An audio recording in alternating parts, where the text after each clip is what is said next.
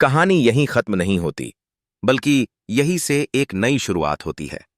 सरू अब अपने अतीत के बोझ से मुक्त होकर भविष्य की ओर कदम बढ़ाती है। सरोजा, दादी और चंद्रकांत की खुशी इस बात में थी कि उन्होंने मिलकर सरू की जिंदगी को नई दिशा दी। इस तरह यह मोड़ सेआरयू की कहानी में सबसे बड़ा ट्विस्ट साबित हुआ, जिसने न सिर्फ सरू बल्कि पूरे परिवार के रिश्तों को और गहरा बना दिया। कहानी की शुरुआत उस पल से होती है जब घर का वातावरण बहुत तनावपूर्ण हो चुका था। सरोजा कई दिनों से अपने दिल में एक ऐसा राज छुपाकर बैठी थी जिसे बताने की हिम्मत वह नहीं जुटा पा रही थी। सरू, जो हमेशा अपने परिवार और रिश्तों को प्राथमिकता देती रही है, इस राज से पूरी तरह अनजान थी।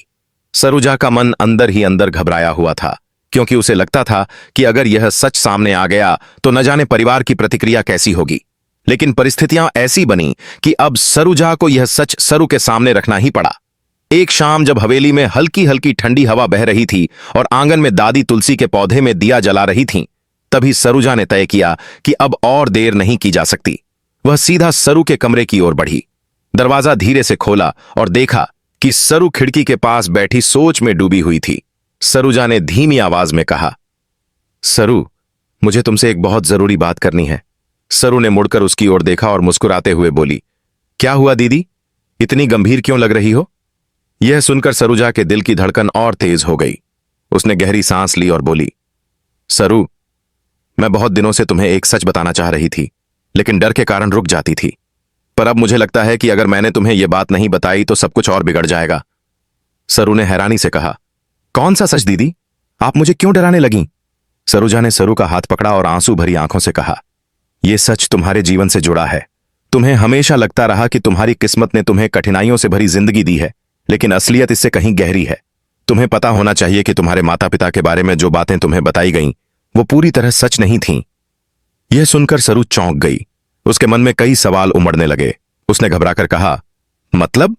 मुझे तो हमेशा यही बताया गया कि माँ पापा ने मुझे बचपन से ही अकेला छोड़ दिया था। क्या यह सच नहीं है? सरोजा ने सिर हिलाते हुए कहा, नहीं सरू, असलियत यह है कि तुम्हारी माँ ने तुम्हें कभी छोड़ा ही नहीं था। वो तुम्हें अपने पास रखना चाहती थीं, लेकिन हालात ऐसे बने कि तुम्हें उनसे अलग कर दिया गया। तुम्हें नहीं पता कि तुम्हारी मां ने तुम्हें सुरक्षित रखने के लिए कितनी कुर्बानियां दी। सरू की आंखें नम हो गईं।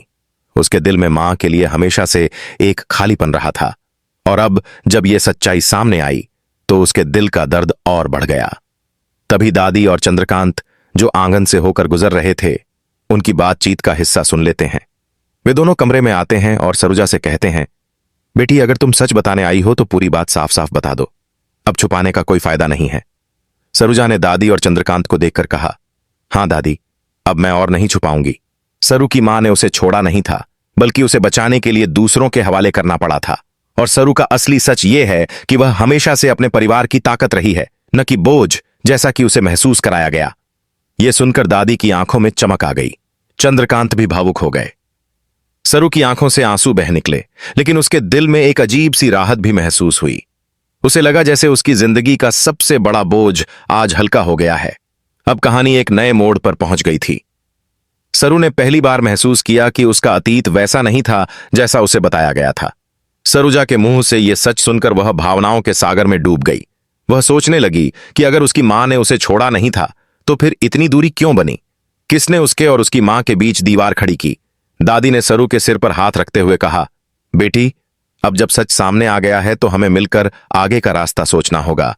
अब तुम्हें कभी यह महसूस नहीं करना पड़ेगा कि तुम अकेली हो। हम सब तुम्हारे साथ हैं। चंद्रकांत ने भी खुशी जाहिर करते हुए कहा, मुझे हमेशा से लगता था कि सरू का दिल बहुत बड़ा है और उसमें एक अलग ही चमक है। आज ये सच जानकर मैं और भी गर्व महसूस कर रहा हूं। सरू, तुमने चाहे कितनी भी मुश्किलें झेली हों, लेकिन तुम हमेशा से हमारे परिवार की शान रही हो। यह सुनकर सरू ने आंसुओं के बीच हल्की मुस्कान दी। उसके अंदर का खालीपन जैसे धीरे धीरे भरने लगा। सरोजा ने भी राहत की सांस ली, क्योंकि वह जानती थी कि अब सरू के दिल से गलतफहमियां दूर हो चुकी हैं। इसके बाद हवेली का माहौल धीरे धीरे बदलने लगा। जहां पहले तनाव और सवालों की गूंज थी, वहीं अब सुकून और खुशी महसूस होने लगी। दादी ने सबके सामने घोषणा की, आज से इस घर में किसी भी तरह का राज छुपाया नहीं जाएगा। सरू हमारी ताकत है और अब हमें मिलकर उसका साथ देना है। चंद्रकांत ने आगे बढ़कर कहा, और मैं चाहता हूं कि आने वाले समय में सरू को उसके हक की पहचान मिले। अब वक्त आ गया है कि उससे अपने परिवार की असली विरासत और प्यार मिले। इस ऐलान के बाद पूरे परिवार में खुशी की लहर दौड़ गई। सरू पहली बार अपने आप को इतना अपनापन महसूस कर रही थी।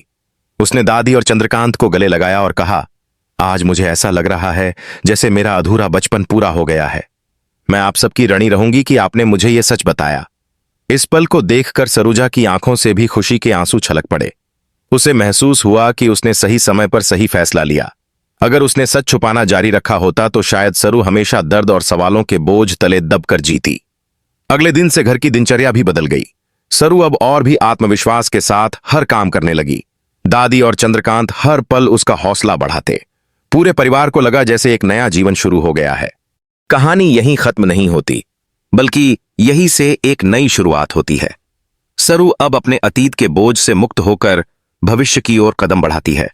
सरोजा, दादी और चंद्रकांत की खुशी इस बात में थी कि उन्होंने मिलकर सरू की जिंदगी को नई दिशा दी। इस तरह यह मोड़ CRU की कहानी में सबसे बड़ा ट्विस्ट साबित हुआ, जिसने न सिर्फ सरू बल्कि पूरे परिवार के रिश्तों को और गहरा बना दिया।